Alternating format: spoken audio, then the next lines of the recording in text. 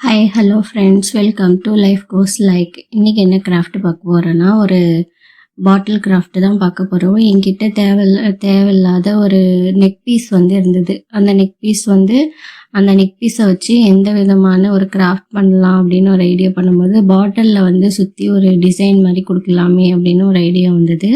First அதுக்கு நான் என்ன பண்ணிட்டேன்னா, அந்த சாஃப்ட் சர்ஃபேஸாக இருக்கும்ல அவுட் சைடு, எனக்கு அந்த சாஃப்ட் சர்ஃபேஸ் எனக்கு தேவையில்லாமல் இருந்தது. கொஞ்சம் ஸ்ப்ரிங்கிளாக ஒரு மாதிரி ரஃப்பான ஒரு சர்ஃபேஸ் வேணும். அதுக்கு நான் என்ன பண்ணிட்டேன்னா, டிஷ்யூ பேப்பர் இருக்குல்ல, அதை மேலே ஒட்டலான்னு பிளான் பண்ணி ஃபெவிகால் கொஞ்சோண்டு தண்ணியில் கலந்து மேலே ஸ்ப்ரெட் பண்ணிவிட்டு அந்த டிஷ்யூ பேப்பர் பாட்டில் ஃபுல்லாக கவர் பண்ணிட்டேன்.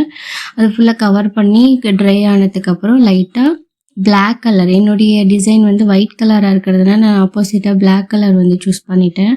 அந்த பிளாக் கலர் மேலே அழகாக பெயிண்ட் பண்ணிட்டேன். அந்த பெயிண்ட் பண்ணி அதை ட்ரை ஆனதுக்கப்புறம் அடுத்து என்ன செஞ்சேன் அப்படின்னா, அந்த நெக் பீஸை நான் வச்சு பார்த்தேன்.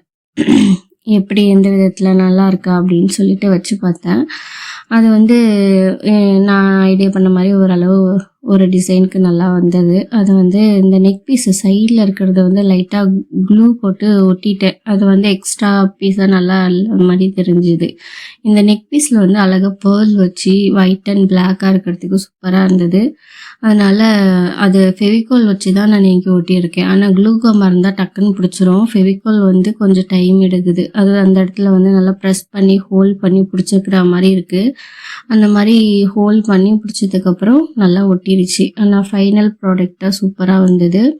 இந்த மாதிரி சின்ன பிள்ளைங்க ஏதாவது இதை ட்ரை பண்ணுறீங்கன்னா, இந்த ஃபெவிகால் யூஸ் பண்ணும்போது பெரியவங்க யாராவது இருக்கணும். சின்ன பிள்ளைங்கள தனியாக விடக்கூடாது. பெரியவங்க ஹெல்ப்போட இந்த மாதிரி கிராஃப்ட் ட்ரை பண்ணி பாருங்கள். தேங்க்யூ ஃபார் வாட்சிங் மை வீடியோ. Bye bye.